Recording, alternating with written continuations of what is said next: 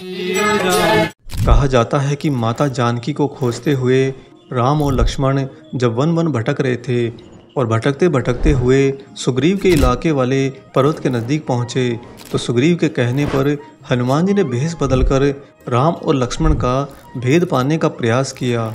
और तत्पश्चात जब राम और लक्ष्मण हनुमान जी को पहचान पाए और हनुमान जी अपने आराध्य को पहचान पाए, तब हनुमान जी दोनों भाई राम और लक्ष्मण को अपनी पीठ पर बिठाकर सुग्रीव के पास में पर्वत पर लेकर गए। पीठ पर बिठाए राम और लक्ष्मण को जो ही हनुमान जी ने सुग्रीव के वहां पहुंचकर नीचे उतारा, सुग्रीव और जामवंत ये देखकर आश्चर्यचकित रह गए, क्योंकि अमूमन पीठ पर कौन बिठाता है? जो बड़े होते हैं वह अपने छोटों को बिठाते हैं, जैसे कि दादा अपने पोते को बिठाते हैं, माता पिता अपने बच्चों को अपने कंधे पर बिठाते हैं। तो हनुमान जी तो स्वयं ही शंकर हैं और राम और लक्ष्मण तो शंकर के स्वयं के आराध्य हैं। फिर भला हनुमान जी ने अपने पीठ पर राम और लक्ष्मण को क्यों बिठा लिया? इतने बड़े अप्राकृतिक आश्चर्य को शांत करने के लिए हनुमान जी ने पीठ पर बिठाकर ले आने का मर्म बताते हुए कहा कि हे सुग्रीव महाराज, इसके पीछे तो बहुत बड़ा रहस्य छिपा है। अब हनुमान जी ठहरे अति बुद्धिशाली, अतः जामवंत जी ने पूछ लिया कि हे हनुमान, अब तुम हमें वह रहस्य भी बता दो। हनुमान जी मुस्कुराए दोस्तों और बोले, प्रभु श्री राम मेरी पीठ पर बैठेंगे तो मुझे पकड़े रहेंगे, और जिसको प्रभु स्वयं पकड़े रहेंगे उसे दुनिया की कोई ताकत कहीं नहीं गिरा सकती। नमस्कार, स्वागत है एक बार फिर से आप सभी का आपके अपने चैनल हनुमान सेवा परिवार में। आशा करते हैं कि प्रभु श्री हनुमान जी और परम पूज्य गुरुदेव बाबा नीम करौरी महाराज जी आप सभी भक्तों पर असीम कृपा सदैव बनाए रखें। दोस्तों, जैसा कि आपने सुना प्रभु श्री हनुमान जी के सुंदर वचन, हनुमान जी ने बताया कि अगर हमें भगवान स्वयं पकड़ कर रहते हैं तो फिर इस दुनिया की कोई ताकत हमें कभी नहीं गिरा सकती। इसलिए आवश्यक हो जाता है कि हमारे गुरु, हमारे इष्ट हमें कस कर पकड़े रहें। लेकिन वह हमें कब पकड़ कर रखते हैं, आज के इस खास वीडियो में हम आपको यही गूढ़ सार साझा करेंगे, जो आपके जीवन में भी आपके लिए बहुत महत्वपूर्ण होगा।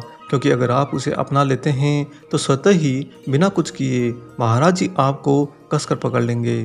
और बाबा जी ने जिस भी भक्त को कसकर पकड़ लिया दोस्तों, उस भक्त को तो इस दुनिया में कभी कोई गिरा ही नहीं सकता। प्रभु श्री हनुमान जी के उन्हीं वचनों को सारबद्ध और सत्यापित करते हुए महाराज जी भी हमेशा अपने भक्तों के केंद्र में विराजमान प्रभु श्री राम और उनके भाई लक्ष्मण को देखते हैं। इसीलिए हनुमान जी के ही अद्वैत स्वरूप बाबा नीम करौरी महाराज जी करुणा निधान होते हुए अपने भक्त को कसकर पकड़ लेते हैं। लेकिन प्रश्न यहाँ पर यह आ जाता है कि क्या इतना आसानी से महाराज जी हर एक भक्त को कसकर पकड़ लेते हैं? इसका उत्तर सार भाव में देने के लिए आज का ये खास वीडियो हम आपके लिए लेकर आए हैं। दोस्तों, आपने देखा होगा या फिर आपने स्वयं भी अपने जीवन में यह अनुभव किया होगा कि जब जब जीवन के अंदर महासंकट आ जाते हैं, परेशानियां इतनी बढ़ जाती हैं कि प्रयत्न भी उसके नीचे दब कर रह जाते हैं। चारों ओर जहां निगाह दौड़ाते हो वहीं पर लोग आपसे निगाह चुराए आपको मिलते हैं। अर्थात कोई भी आपकी मदद को न तो स्वभाव में आगे बढ़कर करता है और ना ही पुकारे जाने पर कोई आपकी ओर मुड़कर देखता है। ऐसे दिन, ऐसी परिस्थिति जब जीवन में आती है तो वह मनुष्य स्वयं को सबसे ज़्यादा अकेला पाता है। और अकेलेपन के लिए कहा गया है कि पहचान लिया तो ताड़ देगा और मुंह फेर लिया तो मार देगा। जिसने अकेलेपन के सत्य को पहचान लिया तो वही आपको उस स्थिति से ताड़ देता है। परंतु जो अकेलेपन से घबरा जाते हैं, अकेलेपन से मुंह फेर लेते हैं, उन्हें वही अकेलापन मार देता है। ऐसी स्थिति में आ जाने के बाद में वह मनुष्य सबसे ज़्यादा तीव्र गति के साथ में दौड़ कर जाता है अपने इष्ट के पास में, अपने महाराज जी के पास में। प्रार्थना करता है कि प्रभु, गलती तो मुझसे हो गई, गलती मैंने पहचान भी ली, अब आगे कृपा करना न करना ये भी मैं आप पर ही छोड़ता हूँ। फिर भी मुझे इतना तो भरोसा है कि आप तो करुणा निधान हैं, थोड़ी तो करुणा दृष्टि आप मेरी ओर भी रखेंगे।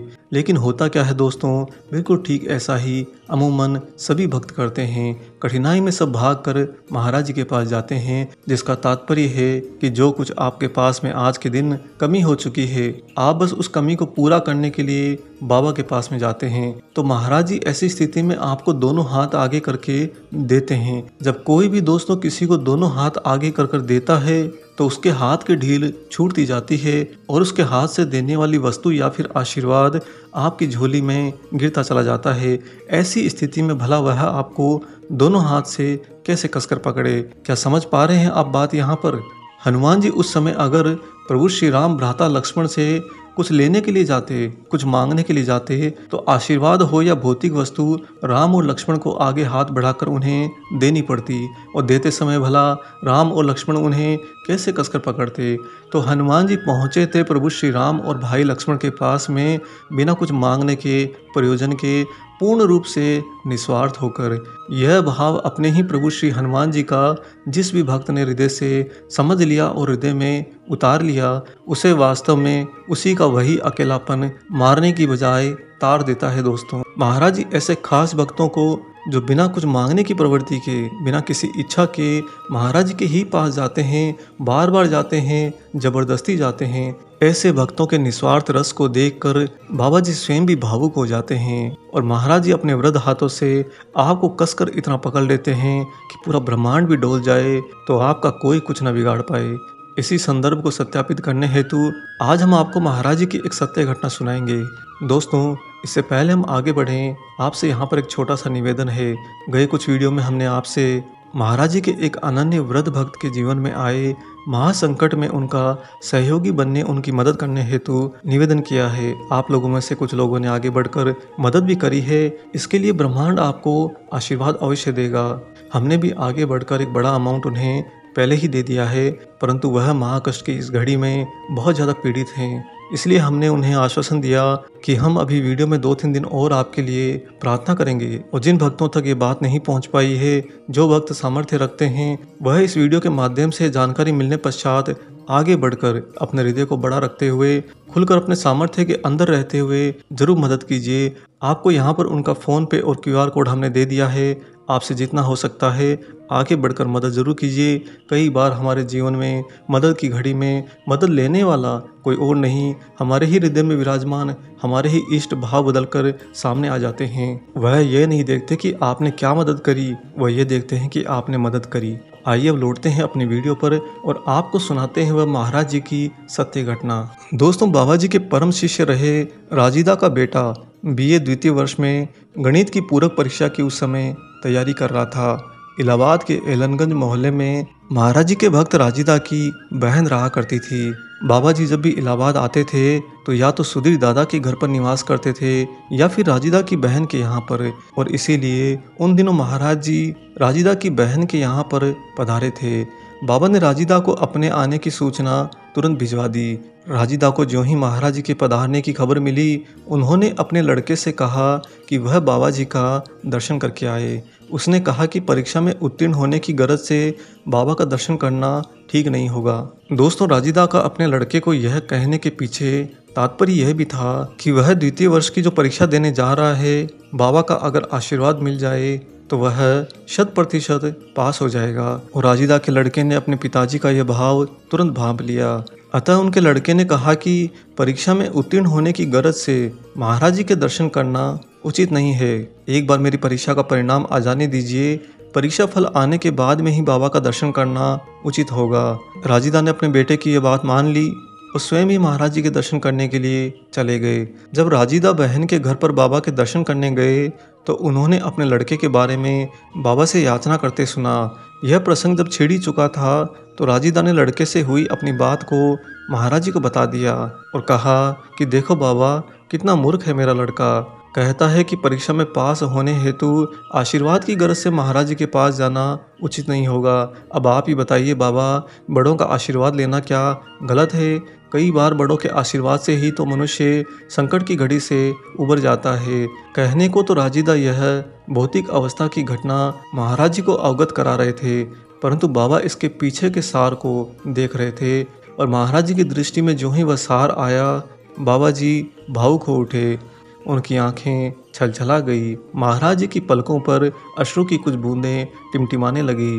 राजीदा यह देखकर स्वयं भी रुआंसे हो गए कि मेरे इतनी साधारण सी बात बताने पर मेरे प्रभु की आंखों में आंसू, ऐसी क्या गलती हो गई मुझसे। राजीदा अपने प्रभु की ओर टकटकी लगाकर देख रहे थे। महाराज जी अभी कुछ कहना ही चाहते थे कि बाबा का गला रुंध गया। दोस्तों, ऐसी स्थिति में आप स्वयं भी होते और अपने ही प्रभु के हृदय में इस तरह की पीड़ा को उठते देखते तो निश्चित है कि आप भी फपक फपक कर रो पड़ते। महाराज जी ने सारे भाव को फिर से समेटते हुए अपने सिर को इधर उधर घुमाते हुए, जैसे कि वह इस बात का मर्म राजीदा से छिपाना चाहते हों, अपनी गर्दन को इधर उधर घुमाते हुए बाबा बोले कि तुम समझते नहीं हो, वह तो शर्मिला लड़का है। लेकिन दोस्तों, इतनी छोटी सी बात का इतना बड़ा प्रभाव अपने प्रभु पर देखकर वहां उपस्थित सभी लोग सकते में आ गए। नजदीक ही खड़े सुधीर दादा भी महाराज जी के भाव को समझने का प्रयत्न कर रहे थे। तभी सुधीर दादा को कुछ ही दिन पहले महाराज जी के द्वारा कही गई एक बात याद आई। बाबा उस दिन टहलते हुए सुधीर दादा से बोले थे कि दादा, हमारे पास हमारे लिए कौन आता है? सब मांगने आते हैं, सब कष्टों को निवारने के लिए आते हैं और हमें देना भी पड़ता है, क्योंकि ये ब्रह्मांड तो हमारा परिवार है। परिवारजनों का हम ख्याल नहीं रखेंगे तो कौन रखेगा? सुधीर दादा को महाराज जी के द्वारा कही गई उस दिन की बातों में वह बात कि हमारे पास हमारे लिए कौन आता है गहराई से याद आ गई, और इसीलिए तुरंत सुधीर दादा समझ गए कि राजीदा के इस लड़के की निस्वार्थता पर ही महाराज जी संभवतः इतने द्रवित हो गए हैं। और जब महाराज जी राजीदा की बहन के घर से चलने लगे तो राजीदा भी उन्हें उनके घर से बाहर तक छोड़ने के लिए आए। जो ही महाराज जी ने राजीदा की बहन के घर की दहलीज को लांघा, तुरंत बाबा ने अपने कंबल में हाथ डालकर अपने कंबल में छिपा या यूं कहिए कि अलौकिक शक्तियों से प्रकट किया गया अपने कंबल में से एक छोटी सी पूड़ी का टुकड़ा निकालकर राजीदा को दिया और महाराज जी बोले, बिना भूले इसे अपने लड़के को दे देना। दोस्तों, राजीदा ने इस घटना को थोड़ा साधारण भाव में लिया। उन्होंने घर लौटकर बाबा के द्वारा दिया गया वह पूड़ी का टुकड़ा अपने लड़के को दे दिया। लेकिन यही तो महाराज जी का अपने भक्त को कसकर पकड़ लेना था, क्योंकि बिना मांगे बाबा की जो कृपा यहाँ पर हुई, इसके फलस्वरूप राजीदा का लड़का बीए तो छोड़िए, बीए के बाद में एमए की परीक्षा में भी बहुत ही अच्छे नंबरों से उत्तीर्ण हो गए।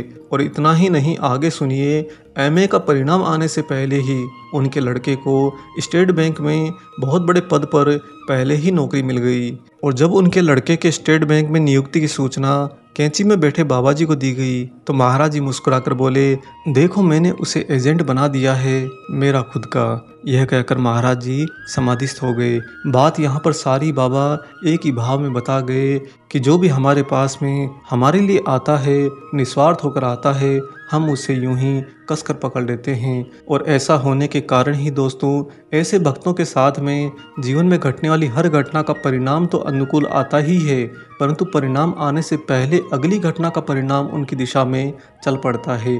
हर एक घटना उनके जीवन की कुछ यूं ही आगे बढ़ती है। आप जरा सोचिए कि राजीदा के लड़के को मात्र बीए की परीक्षा देनी थी, परंतु जब उसने अपने हृदय की गहराई बताई कि मैं परीक्षा में पास होने का आशीर्वाद लेने की गरज से महाराज जी के पास नहीं जाऊंगा, और बाबा जी ने अपने भक्त का यह शुद्धतम भाव देखते ही ऐसी करुणामय कृपा कर दी कि बीए तो छोड़िए, एमए पास हो गए, और एमए तो छोड़िए, एमए में उत्तीर्ण होने से पहले सरकारी नौकरी पा गए। सब कुछ महाराज जी ने स्वयं आगे बढ़कर आगे से आगे उनके लिए उनकी ओर अग्रसर कर दिया। और इसीलिए तो वीडियो की शुरुआत में बताया गया वह भाव कि हनुमान जी कहते हैं कि जिसे राम और लक्ष्मण कसकर पकड़ लें, उसे तो इस दुनिया में कभी कोई गिरा ही नहीं सकता। आपका अपनी परिस्थितियों से नीचे गिर जाना संभव ही नहीं है जब बाबा आपको कसकर पकड़ लेते हैं। उम्मीद करते हैं दोस्तों, महाराज जी का यह भाव आप सभी लोग आज समझ भी पाए होंगे और आपने हृदय से इसे ग्रहण भी किया होगा। आशा करते हैं कि आज का ये खास वीडियो आपको जरूर पसंद आया हो। वीडियो अगर अच्छा लगा है तो जाने से पहले से ज़रूर लाइक कर दें। साथ ही इस भावपूर्ण वीडियो को अन्य सभी राम भक्तों, हनुमान भक्तों से ज़रूर शेयर कर दें। मिलेंगे बहुत जल्दी ही एक और ऐसे ही नए वीडियो के साथ में। तब तक अपना और अपने माता पिता का संपूर्ण ख्याल रखिए और परम प्रभु श्री राम जी का निरंतर गुणगान करते हुए बाबा हनुमान एवं बाबा नीप करोली महाराज जी की निस्वार्थ होकर सेवा करते रहिए। जय सिया राम।